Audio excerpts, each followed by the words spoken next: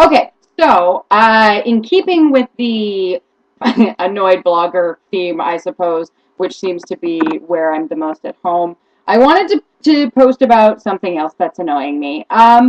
There's a thread on Ravelry right now about patterns being overpriced, designers overpricing patterns.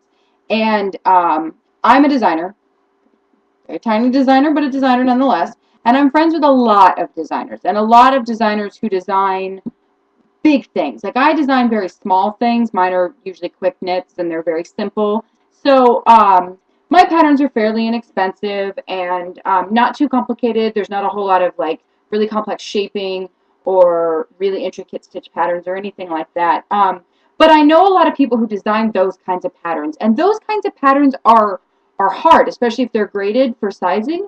Um, and the one example of this that I can think of off the top of my head is my friend Jesh, who designs these really gorgeous cardigans and stuff, like fingering weight cardigans with lace and shaping in the lace, and there's crazy underarm math and all kinds of stuff. And she does really nice layouts. They're really nice patterns. Um, she does usually written directions and charted directions, and the charts are always very well done. Her math is spot on. So you'd think that a pattern like that would be, you know, fairly expensive. Like it's professional quality pattern designing. Her patterns are entirely reasonable to me for what you get. I think the most expensive pattern that she has is like $750, and that's for that cardigan that I was just describing, which is the camper cardigan, by the way, and it's really gorgeous, and I think you should go buy it. Um, Anyways, so there's this thread going on Ravelry where somebody brought up that they feel like knitting patterns these days are being overpriced, and very well thought out arguments on both sides. Most of the responses that I've read have been that pricing goes for whatever the market will bear, which is true. That's how everything is priced. And if you're pricing too high, you're pricing yourself out of a customer base, and that's up to you. You're, you know, more than welcome to do that, but people probably aren't going to buy your patterns. And if you're pricing yourself too low, all you're doing is hurting yourself, except, and here's where I take exception, is you're hurting other people too, because if you're underpricing your patterns, you are setting precedent, and then other patterns are going to have a hard time competing to get a fair price. Now, I brought up, there's a bit of math involved with designing, and I brought up some of that math in my response to this particular thread, but basically it goes, if you consider what minimum wage is, in Alaska it's like $7.25 or something like that, and how long it actually takes to design a pattern. I used, for example, a simple knit cap, like the one that I just finished and published last week, or this week, which took me about 10 hours to knit, about an hour to take decent pictures and edit the pictures, it actually took me closer to 4 hours, actually it took me closer to 6 hours, but in reality it should have taken me 4 hours to lay out the pattern. So all told, probably between like 15 and 20 hours of work. So if we're averaging 20 hours worth of work for a single pattern at $7.25 an hour, that's $145 that it costs me to make the pattern, not counting paying for ads on Ravelry, paying for hosting on my website, paying for my eJunkie site, paying every time I sell the pattern, both to Ravelry and to PayPal. So that takes a chunk out of how much I make off the pattern. So I charge $250 for the pattern, but I'm probably making closer to $2 after just the fees are concerned. And then that's not counting any of those other things.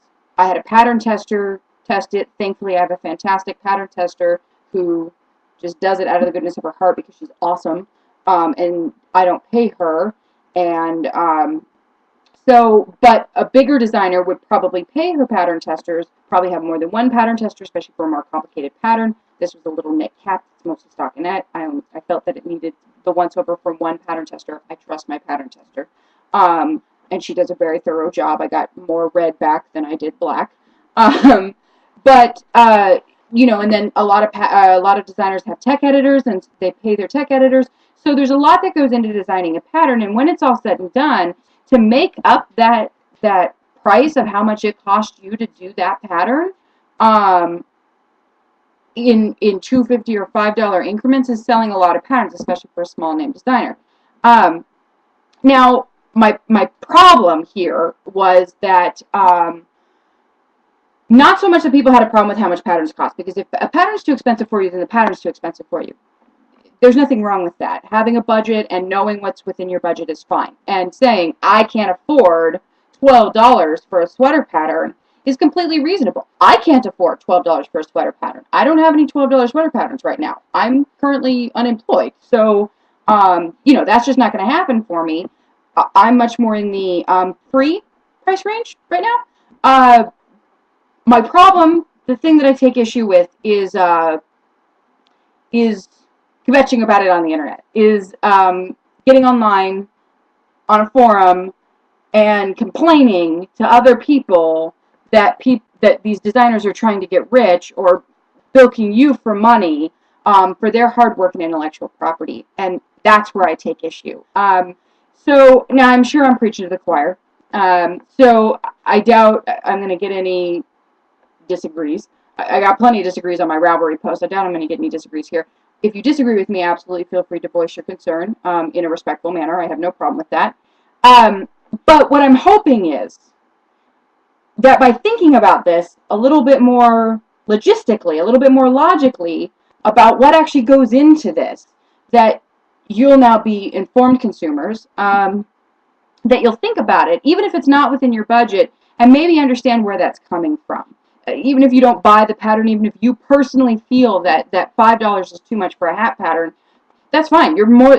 That's your opinion. You can absolutely hold it.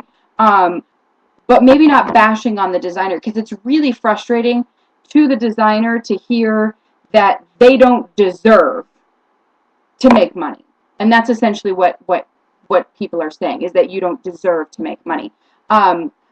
Because I'm a sociologist, from the cultural perspective of that, from the psychological perspective of that, that's really damaging. That's really upsetting, especially when you're already putting yourself out there. You're already putting your creative concept out there, to have somebody be like, not only do you suck, but you shouldn't get any money either. That's a little messed up. That's not very fair.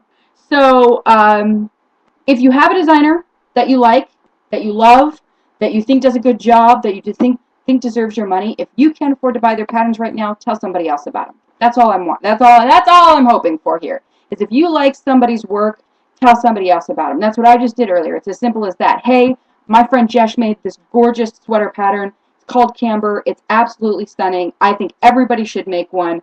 It looks like a ton of fun to knit. I've knit her patterns before. They're very well written. So go buy her pattern.